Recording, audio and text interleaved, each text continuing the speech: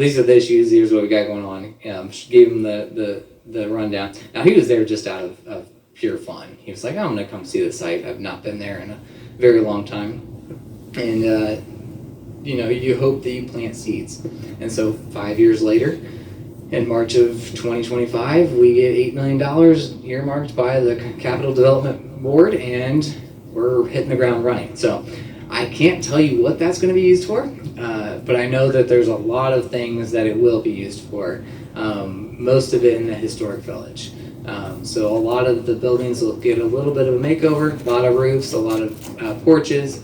Every building has probably its own little quirks, and so right now the engineer teams are out there saying, all right, this is how much this will cost you, how much of this is going to cost you. And like I said, $8 million will go very, very fast. But today we are still a historic site in the state of Illinois, still state of Illinois operated, and we are the most visited historic site. We are currently sitting at about 500,000 visitors this year. My goal is 750, 700, but we'll see. That's why we're doing 3 weekends of candlelight, if you haven't heard that too. So we expanded our 1 or 2 biggest events. Our candlelight event is now 3 weekends, 3 nights, Friday, Saturday, Sunday. And so we're going to pour thousands of people in every single night, hopefully. But that's pretty much the gist of New Salem. We still have a thriving volunteer program. In the 1980s, a guy named Dave Hedrick was the site superintendent. He restarted basically the local community, getting involved a little bit more. One thing I don't really mention too much, because I don't really know too much about it, and nobody does, because nobody documented any of this. But between 1950s and the 1980s, there's this weird period of we don't know what happened. We do know that the local community did not get along well with whoever was in charge at that time. And so 1970, there's a young guy. He's not young anymore. He's okay. I would tell him that to his face. But he's not young anymore. He retired in the early 2000s. But he was named state superintendent out there. He'd been a parks guy, and he comes up and he's like, I don't know what this place is. He had to literally cut his way in with shears to get up the hill because it was so overgrown, to get to the house that he was going to live with his wife. And Dave Hedrick was like, well, what's happened here? And again, he's a parks guy, not a historic site guy, and so he leans on the local community and says, hey, how can you guys help me? And we'll make this work. And so he gets this organization called the New Salem Lincoln League involved, and they start becoming the volunteering arm of the site. And so they build their volunteer corps to about 100 people. Again, ebbs and flows. Those 100 people did all kinds of things. But then when the state of Illinois started noticing, they started hiring more people. And then the volunteer number went down. And so now we don't have enough people, so now we've built that volunteer crew back up, and maybe I'll have to send them all home and say, hey, we don't need you anymore. That's not good volunteering, but that's kind of the ebbs and flow. So that's the long and the short of that story of how we got here. And I've been along for that ride for 8 years. I started out in New Salem as basically the interpreter, the storyteller out there in the village, and back before I had the beard. They would ask, are you Lincoln? No, I'm not Lincoln, right? Because that's not what we do. But I actually have one that looks very much like Lincoln now, one of my seasonal staff members, and he gets it every day. But and he actually has a beard, which makes me angry. Teach these kids. But I've been out there for 8 years. I started as an interpreter in the historic village. Worked kind of a little bit in there, got more involved in the history and the administration of the site, and now I'm site service specialist, which is a lot of things. So I don't even know a good example of what I do, because it's a lot. So I write a lot about the history. I tell people a lot about the history. I do programs like this. But most of it is numbers and administrative stuff and talking to people about, which is the part that I love, but I also, I'd rather do this. I'd rather talk to people about my passion of the site. But we have all these things. We also have a theater in the park, what Kelso Hollow Amphitheater that's been there. So the history of theater. It goes back to that early 1918 when they did their pageant, and it hasn't stopped since. Like, really, the theater aspect of our site is even older than the interpretation aspect of our site. So we have a theater that we oversee and do different productions, and some Lincoln related, some not Disney related. Moana Jr. was there this last year. So all kinds of fun stuff like that brings, again, those hundreds of thousands of people every year, and overseeing a campground and all that. So I love all those aspects. This is the best, right? Talking about the historic aspect of it. So I plan on getting a lot of this stuff published at some point. One thing, when I went down this path of what happened to New Salem from 1865 to today, is there's two different problems. One is they don't tell the full story. They weave in and out of it and say, you don't really care about that. And then the other part is everybody wants to put their own little bent on it, right? So the local community wants to say, the state of Illinois didn't do their part. And the state of Illinois wants to say, no, they didn't do their part. And then the federal government just, I don't know if I can say it, they didn't care. They're not going to write about it. So that's pretty much why I chose to do this, is to give the full history of what it is. Also, even with the $8 million, when they were, our New Salem Lincoln League, they were saying, hey, these are these issues, and they were in the press at that point. They had some of the story right, they didn't have all the story right, and so that is kind of the weaving in and out of, here's why it looks the way it is, right? And back to even those original 4 buildings, they lasted 10 years, and so at least these buildings we have now, we're at 75, 80 years now, of these buildings being here. So I don't know what we're going to do in the next 5-10 years as we get closer to 31, because we have literally a bicentennial as well as a centennial. So we're going to probably plan out to say, hey, it's been 100 years since the CCC and these buildings were reconstructed, and hopefully by then all the work's already done, and so we can say, well, they've already been reconstructed, or reconfigured a little bit. But also we're approaching the bicentennial of the site itself, and so Lincoln coming in April of 1831, Lincoln leaving April 15th, 1837. All those things are on our radar, and big things are coming at the site. So hopefully we'll have all kinds of visitors and people coming, and volunteers and staff to do all that we want to do out there. So that's all of it in a nutshell. Do you want me to keep going? I can go more in depth, but I'll let you guys ask me some questions too, when we can go from there. Yeah?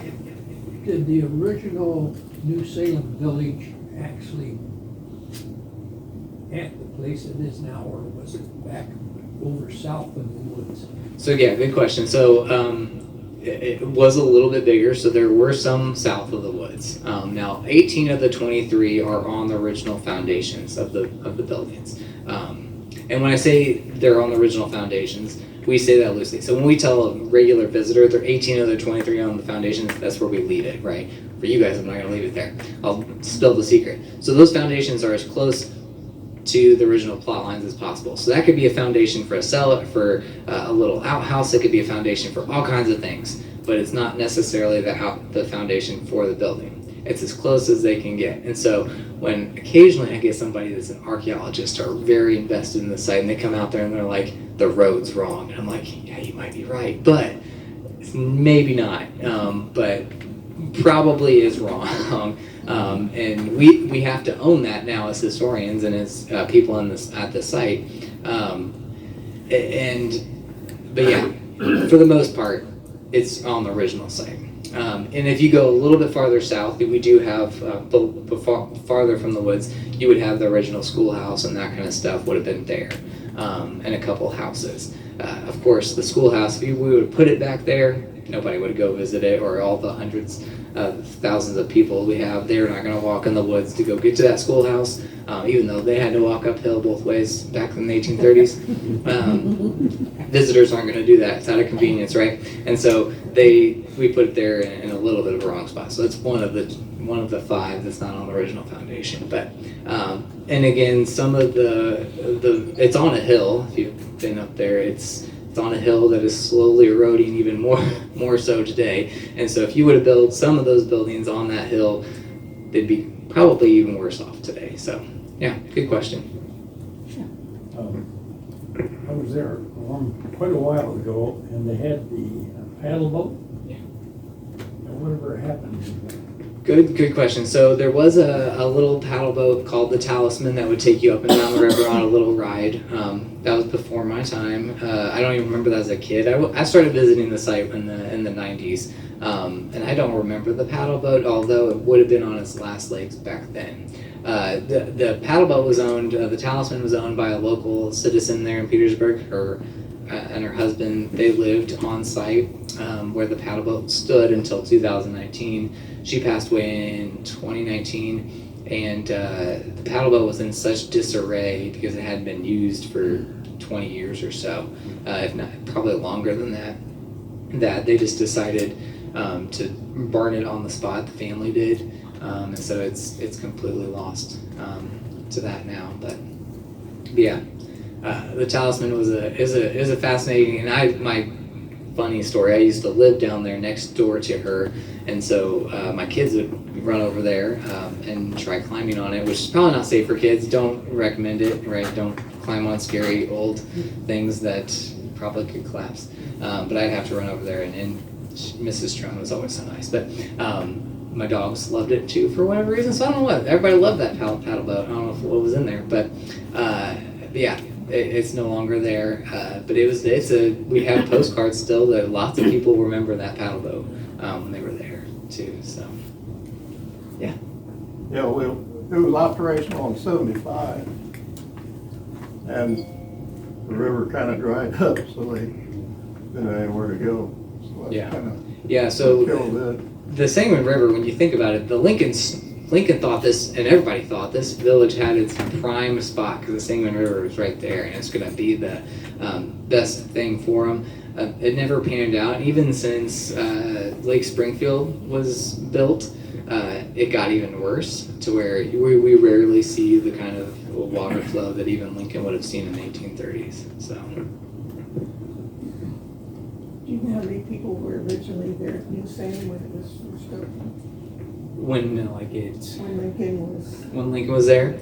So we always say there's at its peak, which is probably about 1833, 1834, about 100 and 125 people, which really equated to about 20 to 25 families, and then some what I call the drifters, like Lincoln himself, that just happened upon the place and found a place to stay. So it was very much a commercial village, and so all these places, the families that were there had a commercial interest in the site. So you had blacksmiths, you had cobblers, you had coopers, the different things like that. They all had a trade that they shared with the local farming community, which caused them to come up there. And even people from Springfield were coming for those reasons as well. So yeah, about 100-ish, 125. Didn't last long, about a year, 2 years. I always joke with people that this is the size of Chicago when they're going through the village. I'm like, hey, this is Fort Dearborn in the 1830s, right? 1837, it's incorporated as a city and as the city of Chicago, and we're completely gone, right? Lincoln leaves, and it all goes downhill from there. So all those Chicago, Illinois public school students are like, wait, what? Yeah, you guys weren't so big back then, but. Are archaeologists still active there? They haven't in a long time. So last time I think they were there were the early 2000s. Most of the research and things that published were the 90s. That was the last time that we've done archaeological digs. I mentioned when they did these maps and little flags, they did a lot of digging. And then when the state of Illinois came in, and I say this, they did a lot of digging and didn't actually take the artifacts out. They just started building on top of the digging, and they're like, oh, that's all broken stuff, no one cares about that. And so there's artifacts that are probably still under there that could be dug and found, but yeah, that's again, that historic preservation wasn't a real good idea, thought out idea until the 1950s and 60s, but or even a discipline of study. So yeah, that they didn't do another thing to criticize them for, but also they didn't know any better back then. So Well, I've got several different answers. When you first go in the park, Mhm. the trail to the left and goes south, you go to the top of the hill, there's a cemetery up there that appears to me that the stones have been changed out, kind of more modern, and Maybe. I never knew the story about the family or. Yeah, so by 1840, the whole village itself was pretty much owned by the Bale family. And so the Bales literally bought up most of the property and used it for pastures. And then they used the Rutledge Tavern area. It's still a debate, and I'm not 100% sure who's right and who's wrong based off of the debate, whether the Rutledge Tavern that was there in 1906 was actually the Bales house or was a reconstructed house by the Bales or the original Rutledge Tavern. And both sides say, oh no, the Bale family claims it was the Rutledge Tavern, and then other people claim it was nothing like that. So they owned all that. So a lot of the Bale family is buried in that Bale family cemetery. And it's where, up there, if you've been up there recently, there was original, it looks like there's just a chimney randomly standing up there. That was where the reconstructed schoolhouse was placed in the 1940s. And so, again, they were like, why is nobody visiting this reconstructed, schoolhouse? So they said, we're going to bring that down here and put it back in the actual village with everything else. But that's actually called Mintergram Trail. And that's probably where the original church and schoolhouse was, and so that's why the cemetery would have been next to that schoolhouse, and church primarily, schoolhouse second. And that's most of the people were Bale family. We do have local people that have over the years asked to replace stones or clean up those stones and that kind of stuff, and so that has happened in the last 25-30 years. So you're probably seeing some of those modern stones from that. Is my guess. I'm not 100% sure on some of them when they were put in there, but that's probably close.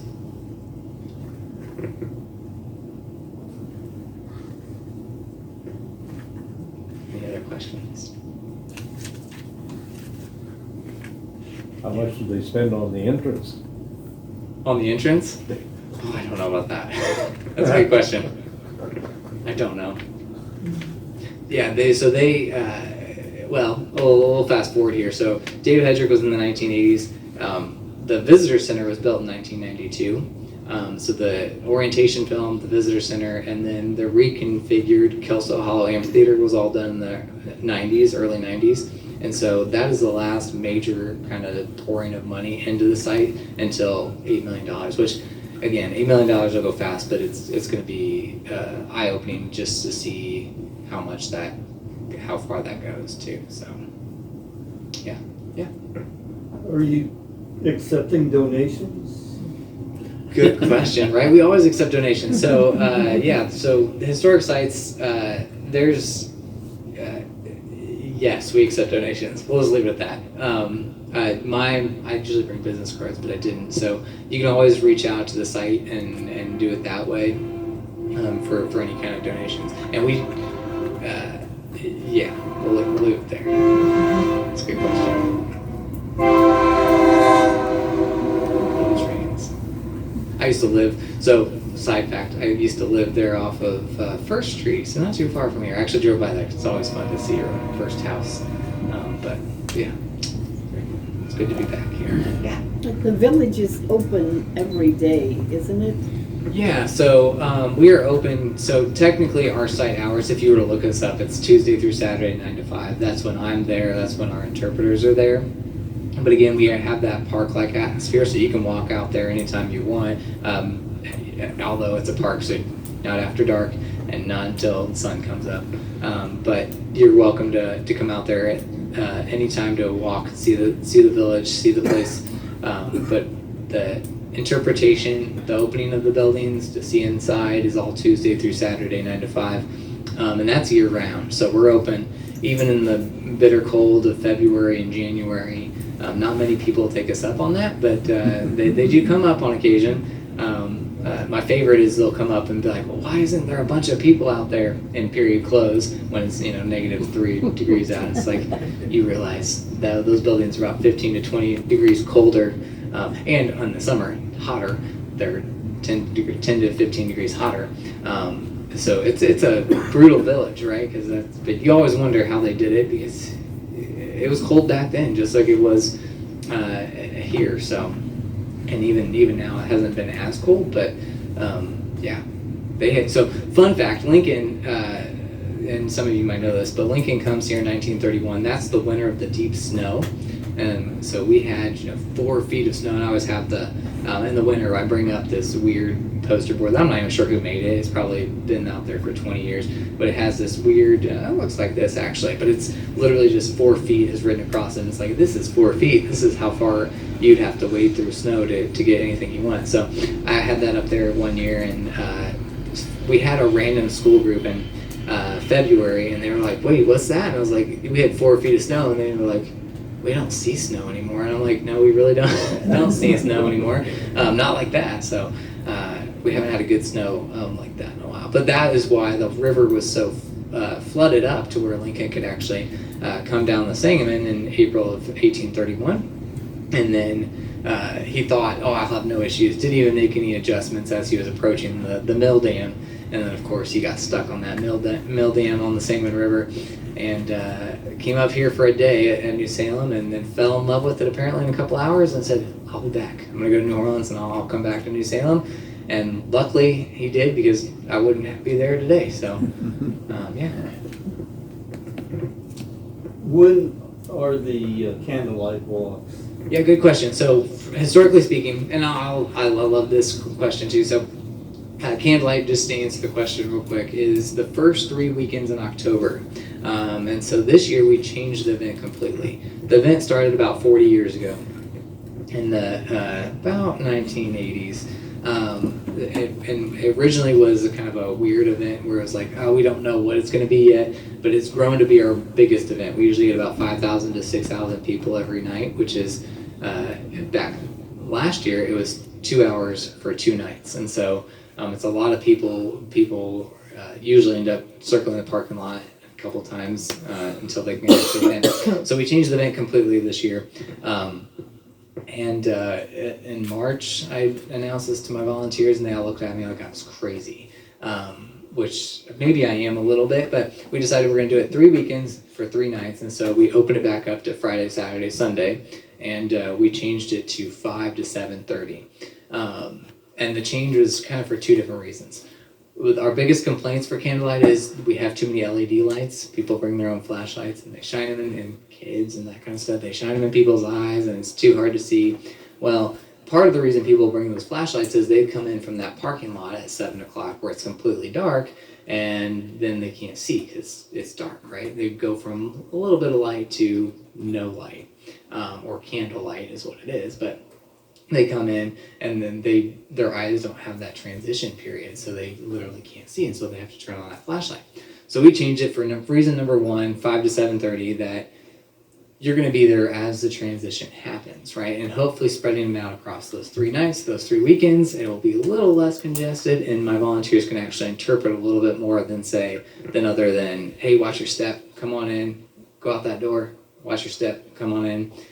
Because that's usually what candlelight is. You have all these people dressed up in period clothes, they know all this stuff, but they're not able to share it to the thousands of people that are coming through because it's so crowded, and you're just worried about getting them in and out. And so by switching it a little bit, we're inviting people in for what I call that, like, my volunteers love it, which is also why they thought it was crazy, because they love the 6 o'clock hour of candlelight, because they're the only ones in the village, and they get to kind of watch the sun set and the lights come up in their buildings. But we want the visitors to be part of that. So we want them to see, here's what it's going to look like. Here's how that transition happens. And the hope is at 5 o'clock, if people come in, the sun's still up, they're going to forget their flashlight, and then they're going to be like, oh, I don't need a flashlight. I can actually see at night, right? But maybe I could be completely wrong. So we've not done it this way ever. But we're going to try it, and hopefully it goes well. So that event started 40 years ago as a small idea. has grown to this massive idea that the local community really, really loves and really looks forward to every year. The other one we just did last weekend was our bluegrass event, and that was on its 44th year, which if anybody's any Alison Krauss fans, she was there when she was a kid, playing at New Salem, and then made her way to Nashville apparently. But yeah, she grew up in Illinois. So, but that event started 44 years ago, still goes on today, and is probably our biggest event in terms of if I got rid of it, I'd have so much outrage because you have hundreds of musicians that would be very upset. We have about 168 musicians usually come play in the village jam with their traditional music and musical instruments, and then we have concerts at night where they all play for usually a crowd of roughly 1,000 when it's like that. So a lot of fun.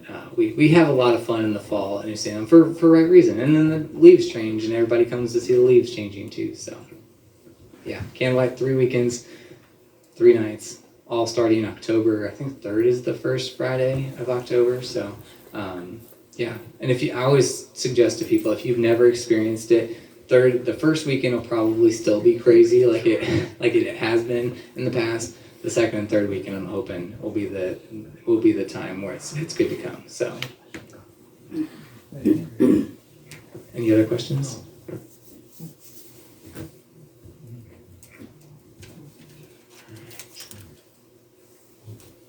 Okay. Seeing none. All right. Well, thank you. I appreciate it. And again, if you ever have any questions about New Salem, contact the site. It's usually going to be me. Like I said, it's a small staff. Half of it's maintenance staff, so they don't answer the phones.